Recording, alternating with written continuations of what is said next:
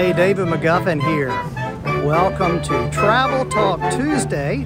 This is Tuesday, September the 28th, 2021. And our topic tonight is Christmas markets in Eastern Europe. But you can probably tell I'm nowhere near a Christmas market and nowhere near Eastern Europe. I'm standing in the Colosseum in Rome, just beginning my Best of Italy tour for today. As a matter of fact, this is the only Best of Italy tour that I've been able to do this year. So I'm looking forward to getting back to being a tour guide and getting back to doing some travel here in Italy.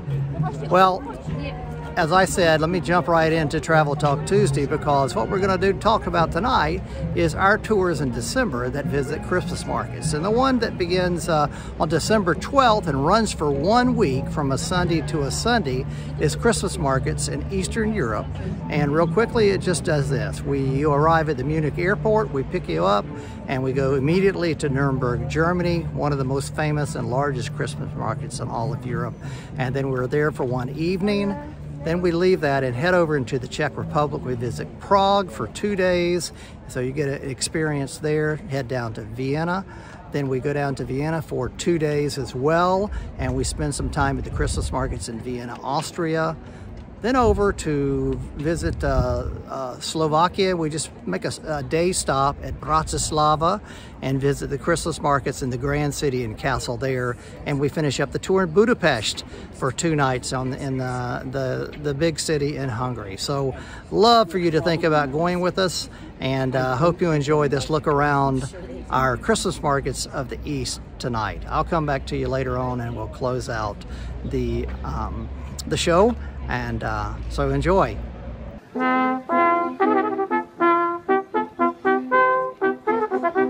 This morning we're in Nuremberg at the Christmas markets here, one of Germany's most famous, probably the oldest Christmas market in Germany.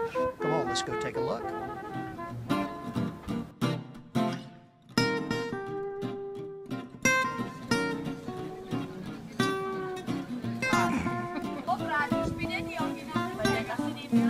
So Nuremberg is famous for these little sausages here. 3 little Nuremberger sausages.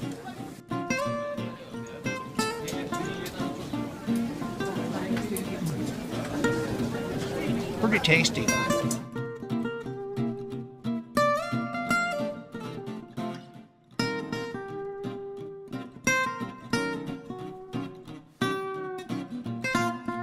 Your adventure starts here with David McGuffin's Exploring Europe.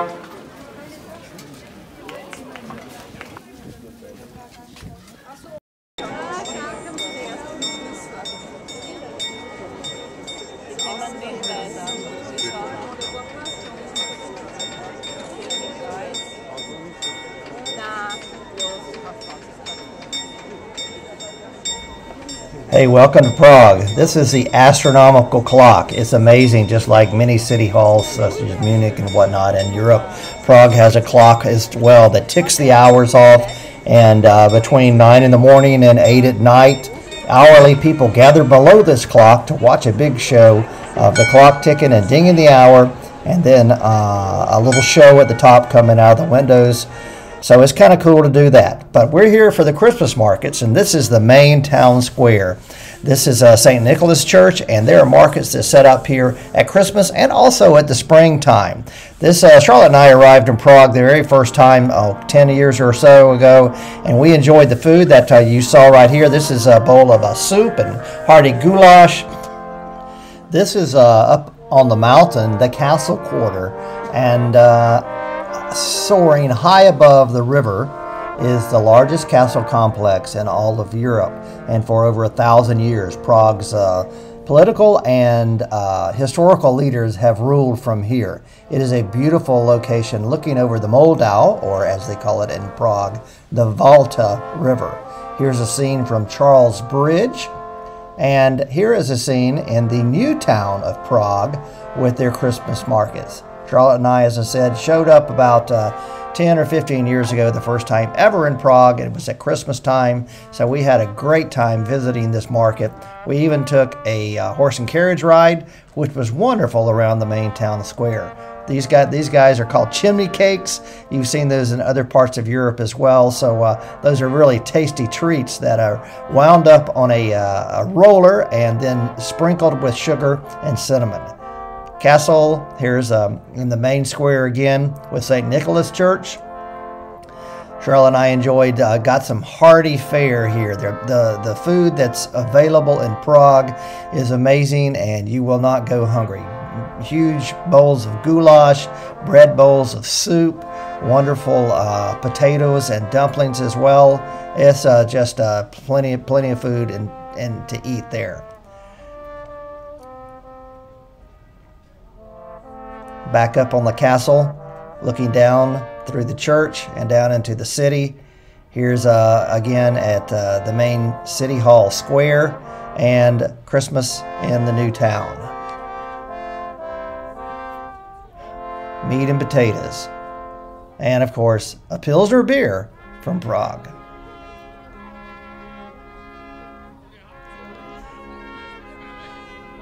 Prague's different than any other location that we visit on this tour because it is a totally country all on its own and a capital city all on its own. So it's totally Czech. It has nothing to do with Austria, nothing to do with Germany. It's totally Czech. Remember, they were behind the Iron Curtain for many, many years. And in '89, they got their independence, or just after 1989, and have become a free and vibrant city ever since. Hey, good morning. David McGuffin here from Vienna. Behind me is the State Opera House of Vienna. My tour group's in there looking around, getting a tour of the interior of it. But today is the Vienna Marathon, Sunday morning here. And so I'd like to share with you some of my experiences all day long here walking around on a Sunday in Vienna. I hope you really enjoy this experience. And let's take a look at the marathon for a moment. Only in Vienna could I be standing out here in the race course, I guess. The guys and ladies are going behind me.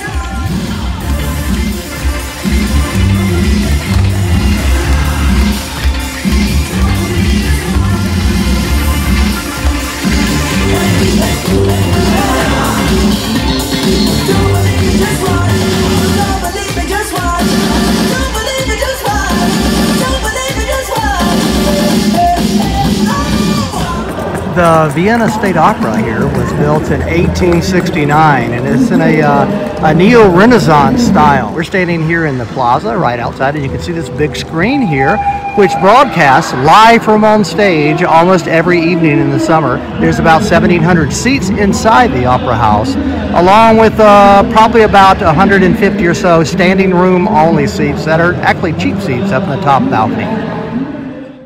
Cafe Soccer. This is the home to the world-famous soccer Tort. This cake was invented in 1832 by Franz Soccer when he was faced with providing a quick improv dessert solution for a royal event.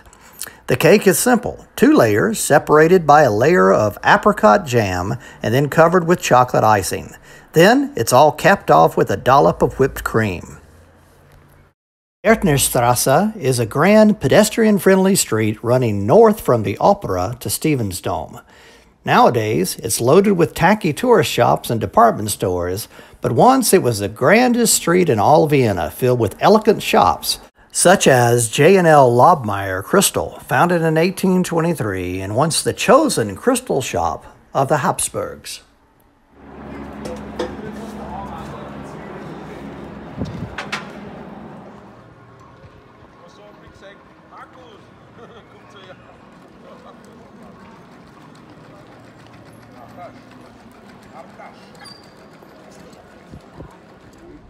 Filling most of Albertina-Platz, the Monument Against War and Fascism remembers the dark years from 1938 to 1945 when Austria came under the rule of Nazi Germany. The split white stone, chiseled from the quarry at nearby Mauthausen concentration camp, are known as the Gates of Violence. This figure depicts a hunched-over Austrian Jew forced to scrub the street with a toothbrush. About a third of Vienna's 200,000 Jews died in Nazi concentration camps. Nearby is a statue of Orpheus entering the underworld. That's the guy with his head in the stone.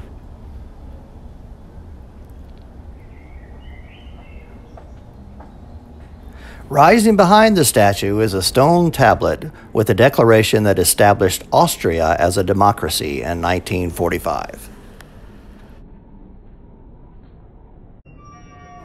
In the crypt of this Capuchin church lies what's left of Austria's royal nobility. Vienna was home of the rich and powerful Hofburg family, who for centuries ruled their vast empire from here in Vienna. Paying a small fee to go inside will bring you face to face with the pewter tombs of Empress Maria Theresa, who ruled from 1740 to 1780.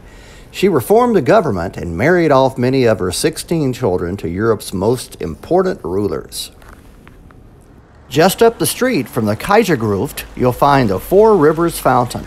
It symbolizes the 4 rivers that flow into the Danube, surrounded by a scantily clad Lady Providence. The Hofburg is a sprawling campus of palaces where the Habsburgs family lived and ruled their empire. Contained here are the family's public rooms and private apartments, the Spanish riding school, famous for the Lipizzaner stallions, and the Imperial Music Chapel, where the Vienna choir boys sing the Mass each Sunday. Kohl Market is Vienna's chic and expensive street. It's lined with shops such as Gucci, Armani, Tiffany, and more. Vienna's best and most famous chocolate cafe is here too, and it's affordable. Step inside Café Dimmel for a look at the chocolate making process and for a takeaway treat as well. Sitting at a table with a piece of chocolate cake and a coffee is a great way to take in the ambience of the street scene here on Kohl Market. The Graben connects the ritzy Kohl Market with Vienna's main square, Stephansplatz. In Roman times, the Graben was a moat or a ditch along the perimeter of a military camp. By the 1900s, it was paved and filled with automobile traffic for most of the 20th century. Then, in 1972, vehicles were banned and the Graben was transformed into one of Europe's first pedestrian promenades. After the plague in 1679, Emperor Leopold I ordered St. Peter's Church to be built as a thank you to God. This is the best, highly ornamented Baroque church in Vienna, so step inside for an awe-inspired peek at the opulence. The Holy Trinity Plague Monument was built as another thank you, Lord, for the end of the plague that wiped out nearly 75,000 Viennese in 1679. Here you can see Emperor Leopold I on his knees begging God to save the city. Also, look for the angel tossing the old naked woman symbolizing the plague into the abyss.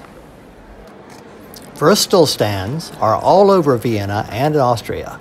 Think of them as a cheap and quick place to get a stand-up meal.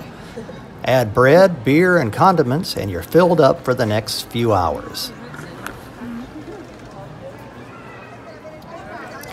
Stephansplatz is Vienna's main city square.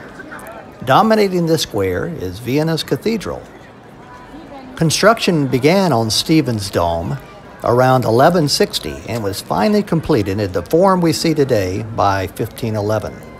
It is huge and sports an ornately tiled roof featuring the double-headed black eagles that symbolize the Hofburg family. The North Tower soars over 400 feet above the square, and inside you'll find a tangled web of vaulted arches stretching to the heavens.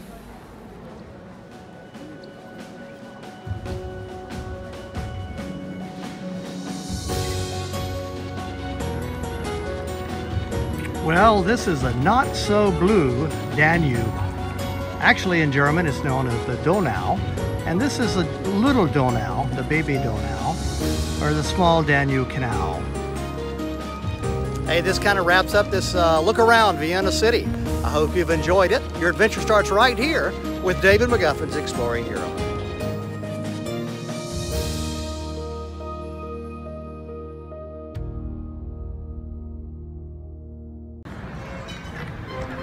Christmas and the holiday season in Vienna is a wonderful time. This is a city hall all decked out in Christmas lights. The tram going by, of course, that thing is very easy to ride around the city center. That's, again, the main town hall, the city hall. There's an ice rink, plenty of Christmas markets here as well.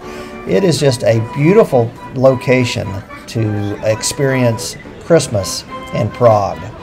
This ice rink, an ice skating rink, it's not really a rink, it's an outdoor path, is right there at the City Hall Square as well.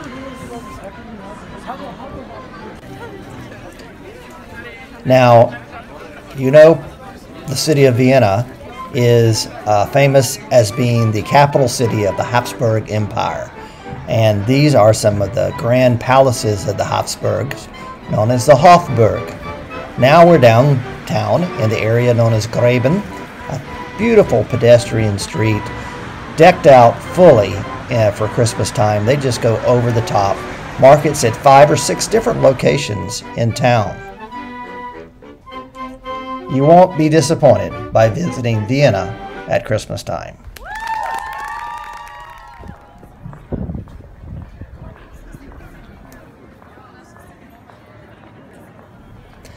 Bratislava is an interesting city.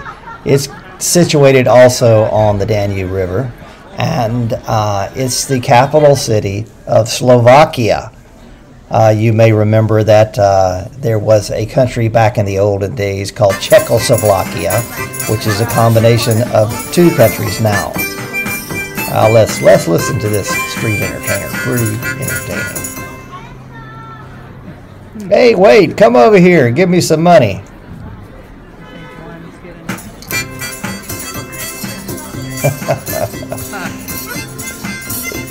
Up on the hill above the city is the Bratislava Castle. And I see I spelled castle incorrectly there, but that's okay. It's got some wonderful views across the Donau River, or the Danube River. That's 2 different names for the same river. And the city of Bratislava. We'll just make a day stop here, and on the way between Vienna and Budapest. But you'll certainly enjoy the different atmosphere of a totally different country than you'll experience in Vienna and in Prague. Another views from the Castle Hill. We were here, gosh, I think about 3 or 4 years ago, and we participated on a cruise and got off the boat here for a few hours as the sun was setting. A beautiful location. Not many people, but at Christmas time, the market opens in the main square. There's the castle looking up from the town center. The market opens up in the main square, and at least the day we were there, it was pretty packed out with locals coming out to experience the Christmas market here in this town. As you can see, this looks very much like many of the other cities we visit, because it all was ruled at one point by the Habsburgs, who were the ruling family in this part of Europe for centuries.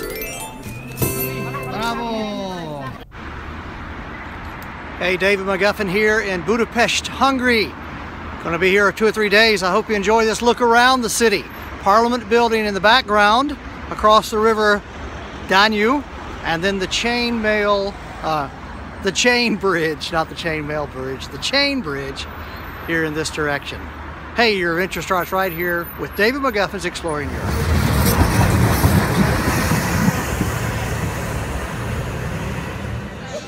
Hey, we've made it to one of the central Christmas markets here in the Pest area of Budapest. Christmas markets pop up all over Europe this time of year, and a major feature is always food. And I found no better place than right here in Budapest. Steaming hot glühwein, Kinder Punch, and mull ciders are a great way to stave off the cold. Goulash in a bread bowl is a local favorite. Of course, there's always plenty of grilled sausage and ham.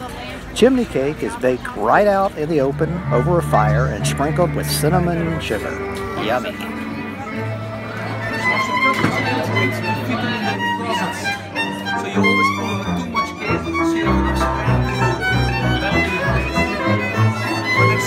The Hungarian State Opera was built in the 1890s. It was heavily damaged in World War II and restored to its former beauty in the 1980s. With opulent marble and gold decor along with its colorful frescoes, this is one of Europe's finest opera houses. This is the Millennium Monument. It was built in 1896 to commemorate the 1,000-year anniversary of the Magyar people's arrival here in this part of Europe. This monument was erected in 2006 to commemorate the 50th anniversary of the Hungarian uprising against the Soviets. It sits on the site of a colossal statue of Stalin, which was cut down during the uprising. The monument symbolizes a few individuals starting the impossible uprising and gradually coming together in unity to plow through the Soviet regime.